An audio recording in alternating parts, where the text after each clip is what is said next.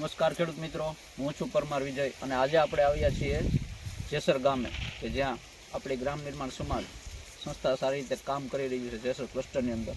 તો જેસર ગામની અંદર એક આપણે ખેડૂતને મળવા આવ્યા છીએ કે જે નેચરલ ફાર્મિંગ, અને એ પણ મેન વસ્તુ જોવાની છે કે મેન પાક લગાવેલો છે આંબાની અંદર અત્યારે ઇન્ટરક્રોપ તરીકે ટમેટીનું વાવેતર લગાવેલું છે. અને એ પણ કઈ રીતે નેચરલ ફાર્મિંગ દ્વારા કે જેની અંદર આ ટ્રેલી સિસ્ટમ લગાવેલી છે, એટલે કે મંડપ સિસ્ટમથી ફેન્સિંગ આપેલું છે અને ત્યારબાદ મલ્ચિંગ અને રેસ બેડ એટલે કે બેડ પદ્ધતિનો ઉપયોગ કરી અને એની અંદર ડ્રીપ પાથરેલી છે. તો આપણે એ પણ નેચરલ ફાર્મિંગ એટલે કે એનો ઉદ્દેશ્ય એવો છે કે લો કોસ્ટ થાય પ્રોડક્શન દરમિયાન. તો એના માટે અલગ અલગ વસ્તુનો એણે ઉપયોગ કરેલો છે. તો ખુદ ખેડૂતોને જ પૂછીએ કે એણે શું શું આની અંદર મહેનત કરી છે, બીજી શું શું વસ્તુનો ઉપયોગ કર્યો છે કે એનાથી લો કોસ્ટ એટલે કે ઉત્પાદનનો ખર્ચો જે આપણે મેન ઉદ્દેશ્ય છે કે ઓછો થાય કોઈ પણ ખેડૂતોને અને સારી એવી રીતે એનું પ્રોડક્શન મળે, ઉત્પાદન સારું મળે. તો એના માટે આપણે વાત કરવા માટે જ આ જેસરના ખેડૂત પાસે આપણે આવ્યા છીએ. તો એમને જ ખુદ પૂછીએ કે એનું શું કહેવું છે ને શું માર્ગદર્શન એ પણ આજુબાજુના ખેડૂતને આપવા માગે છે. હાલો, મારું નામ સાદુલ પ્રાગજીભાઈ મકવાણા છે. હું જેસરનો છું અને હું પીડી લાઈફમાં અવારનવાર જતો. એના કહેવાથી આપણે આંબાની અંદર જગ્યા રહેતી એમાં અમે ટમેટીનું વાવેતર કર્યું છે. ટમેટીનું વાવેતર અને એમાં મલ્ચિંગ અને બેડનો ઉપયોગ કર્યો છે. એમાં મલ્ચિંગ અને બેડનો ઉપયોગ કર્યો છે ને એમાં પછી આપણે ઓલી લગાડી છે ટ્રેપ. એમાં પણ બે અલગ અલગ છે, યલો સ્ટીકી જે યલો સ્ટેપ છે અને ઓલી બ્લુ એટલે કે આ જે બ્લુ હોય એ થ્રિપ્સ માટે છે. હા, એમાં થ્રિપ માટે છે. એટલે એનું રિઝલ્ટ સારું છે. એમાં આપણે એમને બધા પકડાઈ જાય છે જીવાત બધી. તો અત્યાર સુધીમાં તમને શું લાગે કે આ કીટનો ઉપયોગ કરવો જોઈએ, નેચરલ ફાર્મિંગ કરવું જોઈએ? આના નેચરલ ફાર્મિંગ કરવું જોઈએ, કારણ કે એ હાવ સસ્તું થાય છે આપણે પેસ્ટિસાઇડ કરતાં.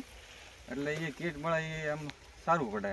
અને એ પણ બીજો ખર્ચો મટી જાય ને તમારે કે દાળિયા કરવા, દવા છાંટવા માટે તમારે આખો દિવસ કામ કરવું પડે એમાં. હા, એ બધો ખર્ચો લેવો ન પડે ખંભે. હા, એ બધો ખર્ચો મટી જાય. પછી પાળા ચડાવેલા હોય તો એનાથી પણ ટમેટીનો ગ્રોથ સારો થાય. હા, એમાં ગ્રોથ સારો થાય અને બીજા નંબરમાં આપણે નિંદામણ એક દૂર થઈ જાય છે. અને મેન બીજો ફાયદો બીજો એ કે આપણે પાણી ઓછું જોવે. આમાં મલ્ચિંગ હોય તો પાણી ઓછું જોવે. આપણે અઠવાડિયે પાણી દો તો હાલે એમ. તો તમારું કેવું બીજું શું છે, અથવા તમે શું અમારી પાસે સીધા આશા રાખો કે અમારે કાંઈ આ બીજું શું કરવું જોઈએ? આજુબાજુના ખેડૂત પણ બીજા આવી રીતે વાવેતર કરી શકે કે ના? બીજા ખેડૂતોને મારું કહેવાનું એ છે કે આ રીતે તમે ખેતી કરો તો તમારે બેનિફિટ સારું મળે. તો ખર્ચો ઓછો થાય અને નફો ઝાઝો મળે, કારણ કે આમાં ઉતારો સારો આવે આપણે ઓલી ખેતી કરતા. અને કેટલા ટાઈમથી તમારે આ ચાલુ થયું ટમેટીનું? ટમેટાનું વેચાણ લગભગ 4 મહિનાથી ચાલુ છે. આપણે 90 રૂપિયા ભાવ હતો ત્યાંથી મારે ચાલુ થયું હતું. ત્યારે પણ ઉત્પાદન ઓછું હતું પણ ભાવ સારા હતા. 90 રૂપિયા આપણે ઊંચા ભાવ આપણે આવેલા છે. પછી અત્યારે ભાવ ઓછો છે પણ પ્રોડક્શન ચાલુ છે. ભાવ ભલે 5-6 રૂપિયા હોય પણ એ પ્રમાણે ઉત્પાદન વધારે આવે છે. એટલે બેનિફિટ સારું છે એમ.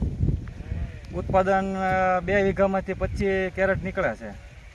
25-30 કેરેટ નીકળે રોજના. તો બસ એટલું જ કહેવાનું છે અમારા વતી પણ કે જે ભાઈએ વાત કરી કે અલગ અલગ વસ્તુનો ઉપયોગ કરીએ અને પેસ્ટિસાઇડનો યુઝ ઓછો કરીએ કે જેથી આપણું જે ઉત્પાદનનો ખર્ચો છે એ ઘટે અને એની સામે સારું પ્રોડક્શન મળી શકે. એમાં આપણે વાત કરીએ તો કે ટેલી સિસ્ટમ છે, ડ્રીપ સિસ્ટમ છે, ત્યાં પછી પાળા પદ્ધતિ છે, મલ્ચિંગ છે, યલો સ્ટીકી સ્ટ્રીપ છે, ત્યાર પર લાઇટ ટ્રેપ પણ લગાવેલું છે.